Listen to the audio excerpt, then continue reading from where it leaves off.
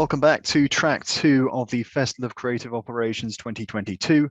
I'll hand back to your track 2 chair, Jim Hubbard. Jim, over to you. Thank you very much, Tom. And next up, we have the panel discussion, Success Stories, Improving Organizational Value and Alignment Through Creative Operations. Your moderator for the session is Lisa Hooper, VP of Creative Operations at BGB Group, an independent agency specializing in healthcare and biotech advertising. At BGB Group, Lisa optimizes creative capacity, drives process and resourcing, and improves culture and engagement for over 100 creatives. She holds an MFI in interrelated media from Massachusetts College of Art and Design and an MBA from Simmons College. Lisa will be introducing her panel of experts across multiple industries to share their success stories of enhancing both organizational alignment and value within their organizations. One thing, once again, please don't forget to type your questions, any questions you like, in the Q&A box for the panel at any point throughout the session, and Lisa will then moderate those questions to the panel too. So welcome panel and welcome Lisa. Over to you, Lisa. Thank you so much, Jim. What a welcome. We're so excited to be here. And I thought a great way to start would not only be to introduce myself and obviously the esteemed panel I have before me, but maybe give some background about why this panel and why at this conference. So just to reiterate, my name is Lisa. I am so grateful to the Creative Operations community and the Henry Stewart organization for their support in making this vision come to life. Welcome to Success Stories. As a career producer, I came to CreativeOps by way of my MBA and wanting to understand and action upon the more nuanced relationship between data and creative work, between people and productivity, and between empathetic leadership, servant leadership, and great outcomes. And I found my home in creative operations. But since many creative operation functions are still in their infancy, and no matter where your organization is in the maturity model, many of us share the same challenges. I wanted to curate a discussion focused on our brightest spots of success. As we're traditionally bound by typical measures of retention, engagement, and productivity, I've seen in my own practice that creative operations can bring an even greater value to in organizations. That said, by bringing experts in the industry together to learn about their not so expected wins, as well as their challenges, that we could all not only learn from those things, but really start to move the goalposts forward for creative operations at large. Thank you again for having me. And I'd like to introduce my esteemed panelists. I have Natalie Brewster from The Body Shop. I have Scott Berchman from Exos. I have Gavin from globaledit, and Maidenberg from Mejuri here with me today. Thank you, guys. Thank you for joining. Just going to stop sharing my screen. Okay, so without further ado, I thought we could jump right in with some of our success stories. I know that we've been chatting offline amongst ourselves, kind of getting our brain wrapped around the premise for this chat. And I thought maybe, Scott, you could lead us off by talking about sharing one of your most impactful initiatives in your organization as it relates to creative operations. Absolutely. Hi, everybody. Thanks for having me here. We kind of talked about, I think one of the struggles that we all go through is really from a creative team standpoint, right? The ability to focus and feel engaged in consistent work, right? Strategically, creatively. We all have resources, teams that aren't big enough that are getting bounced around to multiple things. And on my end, we kind of looked at how do we solve for that? And so we introduced a system of what we call pods and squads, and probably folks on the call here probably have some of the same experience. But the most important thing we wanted to put in place is making sure that there was always a strategic lead, a creative lead and a production lead that took a brief and made sure it was set before putting it over the wall to the squad, whatever creative staff you have to then go run and produce the thing. We thought that was really important. And I've experienced this in my past. The moment one of those sort of three legs of the stool between strategy, creative, and production falls, then the whole thing falls over, and you are, kicking off projects before they're ready, and sort of confusing the process. So what we found in that if you have a large enough production team or a creative team that you can dedicate those resources, it's fantastic. If you do have a smaller team and they do have to, work between, different projects or different tasks, it's not always perfect, but it's still that initial pod that can really help architect the appropriate project before it starts to go.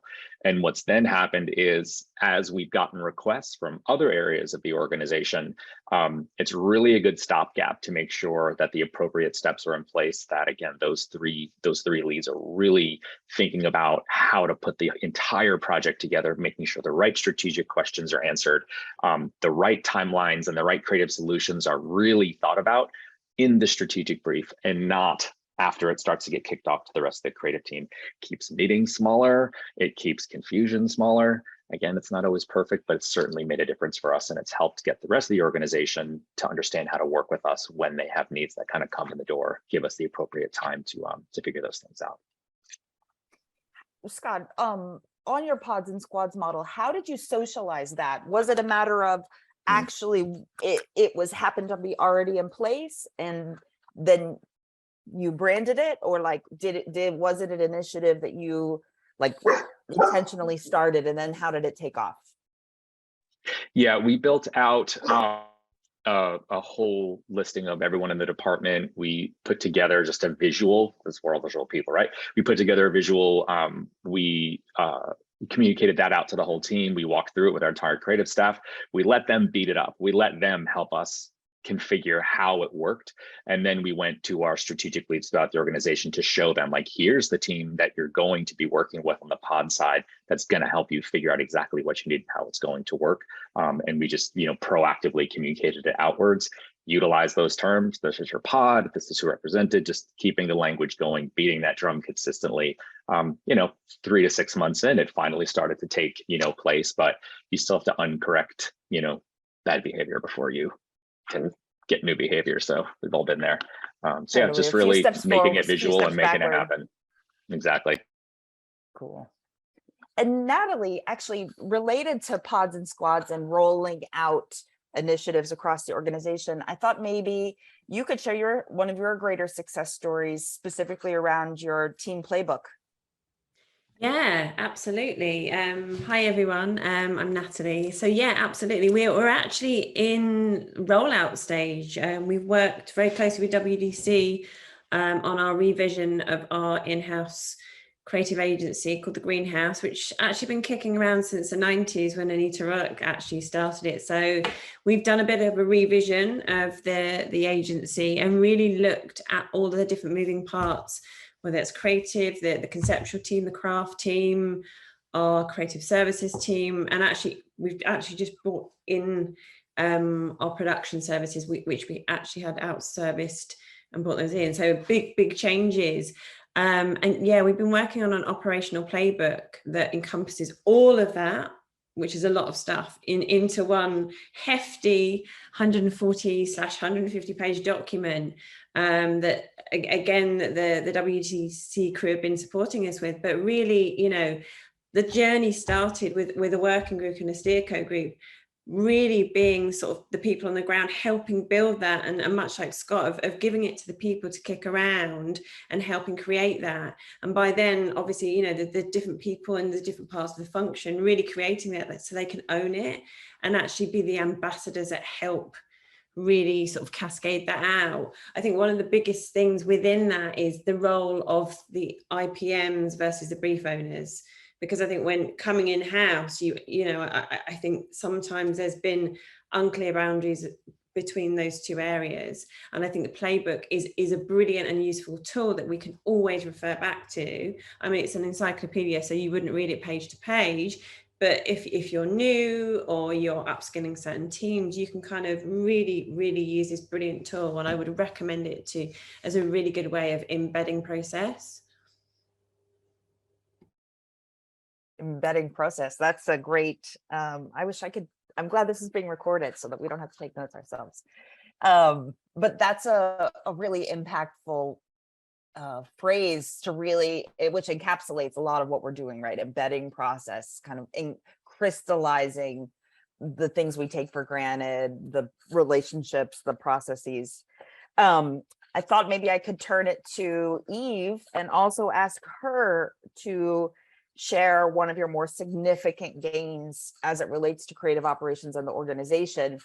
And then we can like go off into different sub questions, but I know you have a big one to share that's been impactful. Yeah, super impactful. And I would say that's been the introduction of our digital asset management platform, which, was a lot of time in the making. We had a situation where we had assets literally all over the place, from sitting in people's hard drives to stored in box to stored all over the place. And just accessing that was a tremendous time intensive activity for a creative. And so what we wanted to do was create a platform that allowed teams across the organization to be much more self-service. And that really transformed the level of effort that the creatives needed to take on a day-to-day basis. So a little bit more of a tactical example of how CreativeOps can help, but we uncovered this. We were able to provide a really tight use case because we tracked hours and we know what time people are spending on various different activities. And that really just transformed the way our team worked holistically. You were able to see a remarkable outcome. Do you care to share a number? Oh yeah, like 50% reduction in time just spent looking for assets. So, we would have designers spending, 20 hours a week looking to find the right image for exactly a social placement or whatnot. And what we were able to do is actually create toolkits that were searchable, and they could just search and find, it could be a cross-functional partner. What are the assets that are approved right now for me to use within my social platforms or wherever else? And that was really tremendous. And I think it's actually saved some legal headaches as well, because we're able to also track the assets and we know what usage rates are and when are things expiring, and everything gets flagged in the system. So just a huge impact. Wow. And I assume, and maybe this, I don't want to assume actually, Eve, Natalie, Scott, when you were kicking off these initiatives, you started with business cases, building a business case. Eve, I know you have time track, did you literally get it down to task prior in terms of searching for images? Like how did you, or was it generally per job? It was, but we could slice it by task. Just the way that we are tracking, we are capturing data both at a project level, at sort of an initiative level. So what does it ladder up to sort of more holistically for the organization? What does it ladder up to at a project level? And then within the project, how are we breaking down time spent in production versus in, searching for assets, that sort of thing. So we're able to get fairly tight in terms of what information we need to share against any type of business case that comes our way. That's incredible. Dream scenario, but we can dream. It's a lot of work. No, kudos to you. And Brian, I imagine through your expertise in implementing DAM systems across different types of organizations, you probably have like equally impressive stats to share. But I was curious if there was anything you wanted to touch on related to that, but also if you had any situations or examples to share of how people in creative ops roles have made that transition more successful and broken the silos between stakeholders. Like, I'm sure you've seen a lot, and we would love to hear how to do what we do better.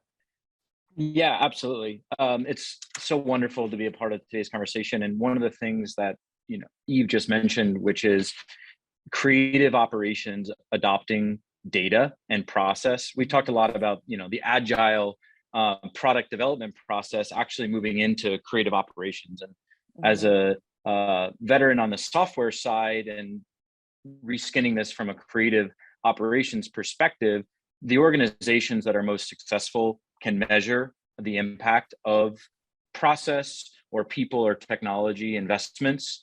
The 50% improvement in efficiency, we have folks and brands that report upwards of 80% efficiency, and the most effective organizations are planning about how to redeploy the capital that is being freed up from managing those processes. Because at the heart of it, creative operations, the creative roles that help brands produce amazing content, this is the highest form of artwork that we all aspire to be able to create. And when you can redeploy the brain power to think about creating content, how to reach your consumer, how to be more efficient in the content that you're creating, you're focusing less time on managing the process. And so those success stories come from having universal alignment from the CMO into the creative team, and that there is one unified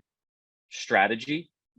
We spoke a lot about the role of creative operations, in some ways ladders up to that of a project management hierarchy from an organization, and having teams consistently communicating about process and project efficiency and creative operations, it ultimately ladders up to your campaigns, your e-commerce performance, and how consumers are interacting with your brand. And so those brands that can look at that holistically and operate outside of those silos really tend to accelerate the efficiency of content and scale how they operate. My brain is already like, if you didn't say, I did resort to taking notes because I can't help it. So this stuff just gets me so excited. So on a tactical level, Natalie, how do you in your organization or how have you successfully navigated bringing the voice of creative operations to the leadership level? Brian mentioned the importance of being connected to the CMO and having senior leadership ear. But maybe you could tell me a little bit about your relationship and how you keep your initiatives alive and well and growing.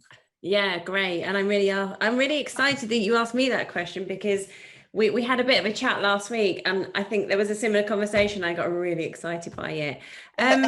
I think for, I've said this, whether being in an agency, being sort of brand side in an in-house setup, I think you really are that glue. And I've always found creative ops, the role I've always done is absolutely the glue that connects all of the teams. And I think with my role at the Body Shop, I've always been quite a central person, because obviously there's running the in-house agency that I now do with creative director. But I think it's absolutely my business and the team's business to know and join all the dots. And I think that's what we found actually within being in-house. I think, when you're in-house versus when you're in an agency, you're absolutely exposed to everything and everyone. You're in the cold face of all the decisions. You can absolutely get front and center in there. And I think for me, it's so key. And as a leader, I'm in all those conversations. I'm very close with the CMO and the organization. And I think a key pillar within our setup, but I think it's, being the eyes, the ears, and what, for me, creative ops is the glue. It absolutely is, whether it's product discussions, whether it's, brief discussions, cascading, the plans out to our markets, our stores, whatever it is. And I think it's just really pushing. It's just pushing to sort of be front and center and really making yourself known. And I think because we are the dot joiners, I think people then naturally gravitate to you for all the answers, because you're the last person that touches it before it comes to the consumer. So really you are end to end. That's what I always felt in all of the roles, whether that's just me being a nosy person as well, inquisitive, whatever you want to call it. But I think, the glue. That's awesome. It's end-to-end magician, actually, I think should be the bullet point on your resume. Absolutely. And I think this is a thing. I think, it's being in an agency is where Scott referenced it earlier, you have the strategists, you have the creatives, and you have, production. Actually, I think, it was always, it's the strategist being the strategic one. Actually, I would say we're, different types of strategy, but we're the one that's strategizing the bigger picture. We're the ones that need to make it happen. So that said, Natalie, it actually reminds me of something Scott mentioned. I'm going to do a little dovetail, but you'll see where we're going. Scott, you mentioned that when I had asked you guys about different training or skills, or like what kind of people you've seen do really well in creative ops and or experiences that people should have. You mentioned your literal direct production background as being the best training ground for now being a business leader on behalf of creative. Maybe you could tell us a little bit more about that, and like why that analogy still rings so true, 20 odd years into your career. Yeah, I think, like our job is to be able to speak the language of everybody. So, whether you played the role of a strategist, my background, I've done video production, I was an editor, I was a producer, I did casting, I've done digital design. So it's when you're the person who has to go to the resource and say, so here's the bad news, you're going to have to do this. And I know it's going to take you at least 5 or 6 more hours. And I'm sorry, it's Friday night. Like, you actually know what that feels like. But you can also be the creative solution architect for, I'm not the creative lead on this, but I can come up with ways that maybe we can try doing it this way or that way to help maybe mitigate the damage. And I think being experienced at least in some of those tasks, or just being curious enough to ask the questions. Like, good example yesterday, we all know Adobe and Figma and the whole thing going on. Like, why do you really like using Figma? Like, why is that saving your time? Like, how is that benefiting the organization? Not as a challenge, but more as like, just help me understand why we're using this.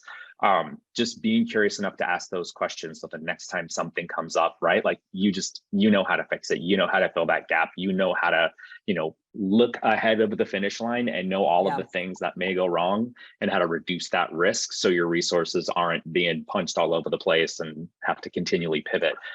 Your job is to make it as smooth for them as possible, right? So their outcome becomes what's there. So the more you either ask the questions or have that experience, right, it just makes you that much better at the job and helps you get to a solution faster without having to ask as many questions. In addition to building like trust and equity in your teams, right? Like your teams believe you when they know you've been there, in a whole different way than being in an ivory tower of some sort. So Scott, how do you, and then I will ask the rest of our panelists, how do you stay, I mean, this obviously takes a lot of energy and not only ambition, but like forethought and foresight into driving the change above the change. How do you like stay motivated? Who do you look to keep your juices going about, creative operations, like to keep your, I mean, I find it exciting just coming to work every day, but like how do you give us some fuel? What do you do? Yeah, I mean, honestly, if I can create an environment where creatives can do their best work, like seeing somebody come to a presentation and be like, I had the right amount of time to think about this, I had the right resources to work on this, and here's something I'm really proud of, that isn't just like, get it done, you have 3 hours, like they're not going to do their best work. So I think those opportunities are few and far between. And for me, it's like you strive to create those opportunities. And when you see someone come in, present something through their voice and their eyes, and the audience likes it, like, let's just make sure the audience likes it. And if they do, that reward that they get, like, that's where you're like, all right, like that, I did my job the best I can do right there. Because that's not 100% of the time. And that's just part of the job. But I think what keeps me going is just creating those opportunities where we know we can give an individual a chance to like do what they love to do. And if we can do that the right way and put out that fire for them and give them that sort of uninterrupted runway to just like deliver something awesome, that's awesome. That's great. That's what keeps me going for sure. another great analogy of that air traffic controller, trying to fix, it's either like you're the air traffic controller or you're actually the pilot trying to fix the plane as it's flying. But either way, all of the above, I love it. Natalie, what about you? Like, what kinds of highlights are you looking for, or that you kind of can glom onto in your day-to-day to keep yourself going, and as well as your team? Yeah, it's funny. It's for me, it's the passion for the creativity, and a lot of things that Scott has already sort of mentioned is, seeing the creatives thrive. And I think I've always been in that sort of creative protector role, and wanting to see them do their best stuff, and wanting to see them go on to win awards and excel in their careers. And I think this is what keeps me going, because my analogy is the one-man band is, you've got the cymbals on the back, you're playing your drums, you're doing all these different things, and sometimes it's hard, and sometimes you are, you come up against a lot, but it is that passion continually for the best work. And I think we had it's been hard recently, because obviously in the climate that we're all living with, lots of change, lots of pivoting, lots of you've got to be really solution based all day every day. And last week we won a really big design award for something, and it's those things that really, really, really keep you going. So it's all about the work, and of course all about the people. I love that. I'm going to ask Eve and Brian the same question, but maybe first, actually, I realized we wanted to do this ahead of time, and I meant to start out the panel with it, but there's no time like the present. Maybe while we're chatting, if the rest of the attendees could chime in the chat about how large is your creative ops organization, how large is your organization at large, as well as how large is your creative team. Those kind of three stats, we were all genuinely curious to see the kind of scale, the difference in scale between our attendees, and truly how well these kind of challenges and opportunities, we find them universal, but I'm genuinely curious about your own. So if you could chime in the chat, number of creative ops, number of creatives, size of organization. Okay, Eve, how do you stay motivated, and how do you motivate your teams? Yeah, I mean, I'm going to echo what Natalie and Scott said. I mean, ultimately, seeing our creative team be able to produce amazing work is such a great reflection on the work that we do to make sure that they have a seamless, solid process behind them. And I think that definitely keeps me going. But the other thing that keeps me going on just on a more personal level is seeing the growth within the team. So not only seeing the team being able to produce really great work, but seeing them learn from every single project and every single thing that we take on. What went well? What do we need to do differently? How do we have this cycle of continuous improvement? And that I find really, really gratifying. And just, I can look back over the course of a year or 2 years and just see how far the team has come, sort of across ops and creative. And I always love to do that at least once or twice a year, to do that look back and see, wow, that's where we were 6 months ago. That's where we were 12 months ago. Because we forget to actually take a pause and look back. And I find that incredibly gratifying. Have you ever formalized that look back and pushed it forward to maybe some senior leadership, perhaps? Yes, I have. All righty. I love it. So yeah, we did this a couple times. I've not done that yet at Mejuri, because I've only been at Mejuri for about 9 months. So we have not done it there. But in a prior role, we actually made an annual presentation, and we would do it as a year-end roundup, and we would showcase both the creative work to show how that had evolved over the course of the 12 months, and call out specific projects and initiatives. And we would also layer on top of that process changes that we had implemented or tools that we had implemented, and back that up with data to show how those implementations actually affected the day-to-day of the working teams. And senior leadership loved it. They just, it was so gratifying for them also to see, because, they're moving on, they're 6 months ahead of us already in terms of planning. And so be able to bring those two things together was incredibly powerful. Really, that's incredible. And so therefore, everyone else who hasn't done this yet, there's another pro tip. try to crystallize as much as possible your wins that you encounter along the way, both for your personal benefit, sanity, gut check, but also it makes a great contribution to the broader business conversation at hand, because at the end of the day, we are business leaders. We just specialize in creative and making awesome work. So Brian, how do you stay motivated, and how do you encourage your teams to do that, and maybe how do you stay with it? Yeah, I think you hit the nail on the head, which all of us here as leaders of our organization and the disciplines of creative operations, as a leader, it's to recognize the folks around us and to motivate. And so my biggest focus as a leader for an organization that's scaling asset management for creative brands around the world is setting short and long-term goals. Sounds very simple, but they need to be measurable. They need to be smart. Eve showed us, the maturity model, and that really is something that you can measure. You can define where you are as an organization and set a long-term goal of where do you want to be at the end of the year. And a short-term goal within the quarter is we want to reduce time between particular workflow processes from retouching to finalized asset or something broader. And so those short and long-term goals and it being measurable really kind of moves us into that agile thinking that, Scott, you placed right at the tip of the conversation around. If we're agile and we can measure it, then we can pivot. And so keeping folks motivated means that you remind them about how data can inform the decisions that you make, that you need to be adaptable, and seek feedback. Not every recommendation that I make or we make as a leader is going to be the right one.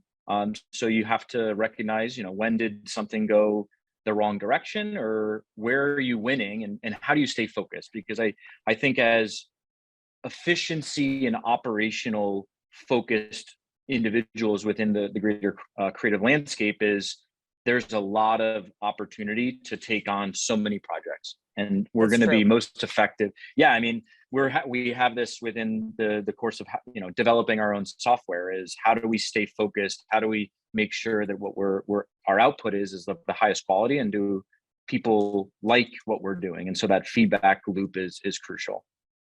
Design sprints, no, I'm teasing, of course you did. But we actually have some questions brewing in the Q&A, if you don't mind. I'll throw some out there and then see where they go. I have one for Eve. Laura is wondering about the change management aspect of the DAM you implemented, and also how you went about managing accountability. Oh, that's a great question. Yes. So I'll touch on the first one first. So as Natalie mentioned in her rollout of her operating plan and operating guidebook, we also spent a lot of time developing deep internal expertise with a few key people who we knew would be influencers within the organization. So we found a few designers, a few marketing partners, et cetera. We trained them deeply in the platform. We helped them really get used to it. And then they became our internal advocates for actually using the tool. And they helped both with learning curves and things like that, helping people find information, et cetera. And that was super, super helpful. We also, and that was at the beginning, about 12 months into our rollout, we did hire someone whose specific role it was to develop training and educational materials. And that person made one sheet. She was always available to help answer quick questions, and she would gather the themes of things that we were seeing crop up over and over again. And we would use that either to develop new training or to actually find ways to improve the platform. So it's sort of a twofold piece to her role. And so that was really, really helpful. But that was a year into having actually built the platform itself and gotten it off the ground. And in terms of accountability, I mean, I guess for that, we just really held people's feet to the fire. And, if you wanted assets, that's where you had to go. And don't give them another option. There were no other options. And so people were really accountable to using it. And so there wasn't a lot of choice in the matter. But we did do a lot of data and tracking and whatnot. So we were able to then again share back with the organization around how well this had been adopted. And that helped other teams get interested in using it as well. Ooh, bless you. Thank you. Real life right here.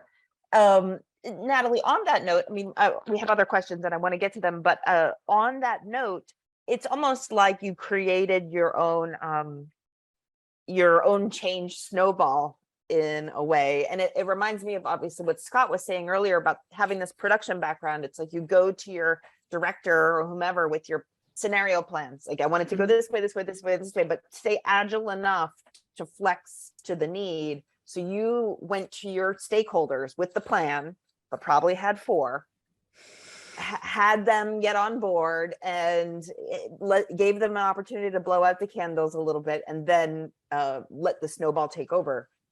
Accurate? Yeah, absolutely. And I think, look, in full transparency with the project we've been working on, Good to Great, for the last 12 months, we drafted in external, hard-hitting people that are experts in this to help us do this. So Jim, who introduced us part of WDC, we knew that we couldn't do it on our own, and we knew that it was a big task at hand. So we kind of used those guys, because I think you need people to help translate across all the various teams as well. So I think that was a key part of it. And I think, by the way, Eve, I'm going to steal your internal influencers, because I love that. I wrote it down. I'm using that from tomorrow onwards. But yeah, it's getting people on side and getting people to fall in love with, the passion of what you fall in love with as well. It's I think people can see when you show them good process, you show them good work, people want to be on board with that as well. And I think this is the thing is, and just cherry picking those really influential people within your organization, your agency, to really be part of your squad. It's so key. Related to that, it makes sometimes in my own practice, obviously you're so passionate about the change, but I try to remind myself and my teams that I'm not just here for fun. I mean, there is an objective at the end of this. I'm not doing this for glory. Like, we can't stay the same. What we were doing wasn't working. So Absolutely. Let's just a reframe on what the goal is. Remember, we're trying to achieve XYZ. Therefore, you want to come on board too. Yeah, absolutely. And I do, I think for all of us, I think the last 2 to 3 years have been dramatic change. And I think if you don't change, wow, you're going to get left behind. And I do think, I think change for humans can be sometimes difficult, but I think everyone's much more open. And true. It's a really exciting time. There's so much opportunity. And I think if you champion that, come on, guys, we can make some really awesome work. It's really trying to keep that passion, because sometimes it is hard, but I think when you love creative, you just want to keep going. That's so great. I'm going to look at the questions some more. There's actually one for me. I won't stay on it long because it feels a little self-conscious, but we have one after that. Someone asked how valuable my MBA has been in terms of creative operations. Technically, it's not earth-shattering, but what it did for me was help me see the dots between what I was doing functionally, running creative businesses, and the greater business value at large. So yes, I learned a lot in data analysis and quantitative analysis and data analytics that I wouldn't trade for the world. Could I have learned that on my own? Probably. Would I have? No, because we're busy people and something else would have consumed me. So having the framework and that degree focus, I was working full time at the time too. So it was a great way to take the learnings at night, apply them during the day, take the learnings at night. So I do recommend it, but it's not like a 1-for-1. I more recommend having a long work career, maybe before pursuing an MBA, so that it all just makes much more sense.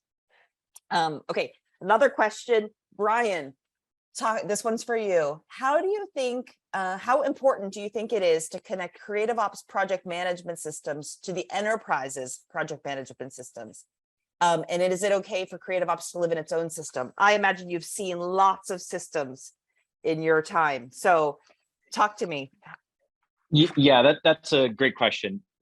It's almost table stakes that as buying software, you need to expect that your vendors are able to easily integrate, especially at, not a low cost, but the days of multi-million-dollar complex integrations, I think are gone.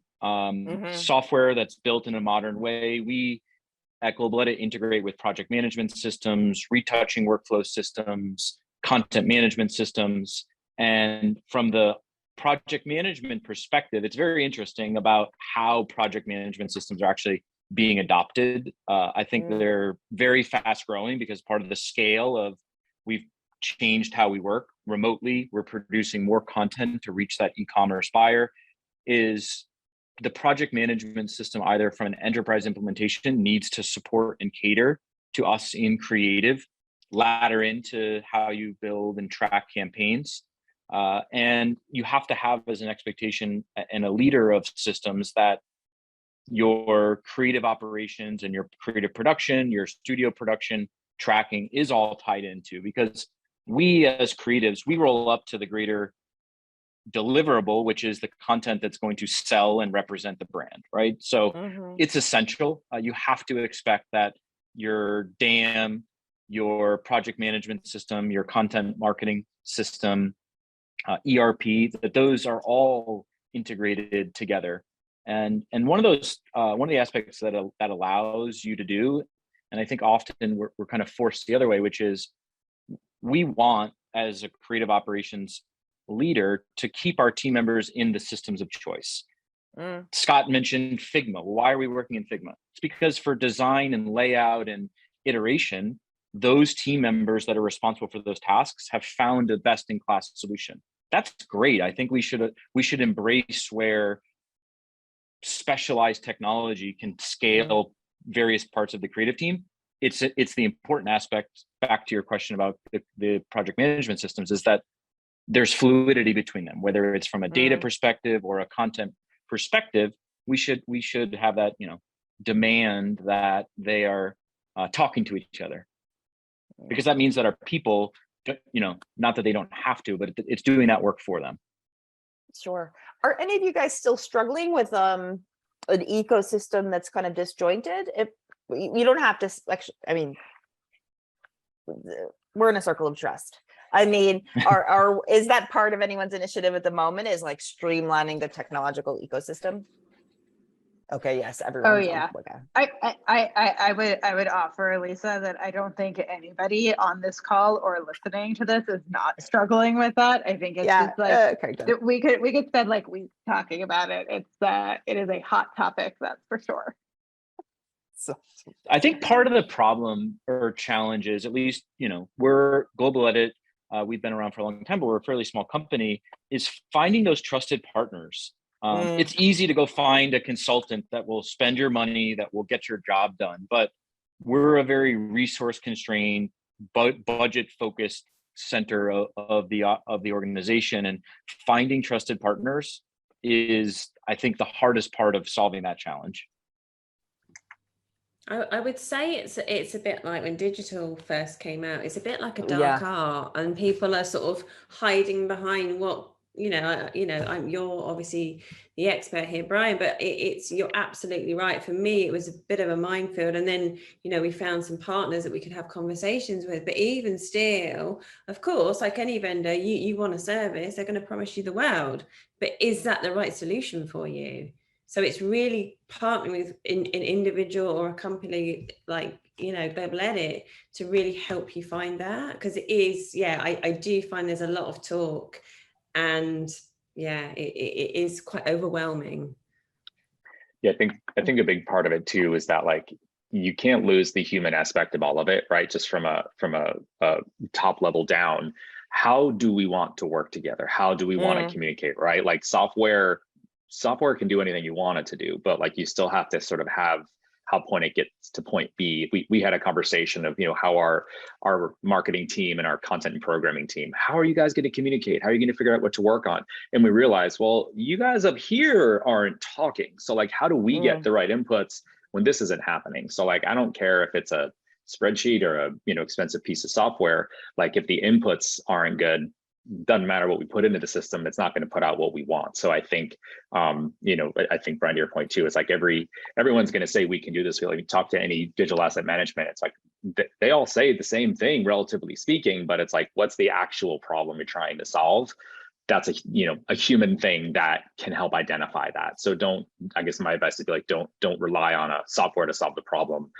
What are you actually trying to fix? And then find the right partner that's going to bring that big problem, to the piece here, because everything else, even the other questions about identifying assets and all those other things, like, all the systems do the same thing, relatively speaking, but what's that real big communication point that you think needs to either waterfall, automatically to reduce time, or, help communicate in a more effective manner? That's awesome. We do have another question, but I think we are also at time. So, and I know that all of us could go on for days, but I think I'm going to suggest that this user, so someone was asking about identifiers for assets and database systems, though any of us will be happy to dive into that. I'm going to suggest that a participant reach out to Brian directly. He would be thrilled to answer any technical questions for you. And I'm sure the rest of us, if you have leadership questions or strategic questions, or you're just getting started in creative operations, or you're way deep and just like us looking for tips from each other, this has been a lot of fun. I'm so grateful you all joined me, and thanks for today. Thank you so much. Thanks, Lisa. Thank you, Lisa. Thanks. Thank you. Well, thank you, Lisa, Natalie, Scott, Eve, and Brian. Very insightful session. It just remains for me to say thank you, everybody, for attending the Festival of Creative Operations 2022. Just a reminder that the recordings from all of today's events are accessible via the Agenda tab. And it's also not too late to catch up with event sponsors in the Exhibition tab to ask some of those burning questions that perhaps weren't answered today to any of the teams. We're really excited for the upcoming Creative Operations event happening in Los Angeles on 25th of October, and do hope to see many of you there. We're also delighted to announce the Henry Stewart Creative Operations events will be returning next year to London in March, New York in May, and Los Angeles in October. So check out henrystewartconferences.com for more information and to take advance of the launch offers. So once again, thank you so much, everybody, for joining us today, and to our sponsors for a great event. We all look forward to seeing you all again very soon. Thank you. Bye-bye.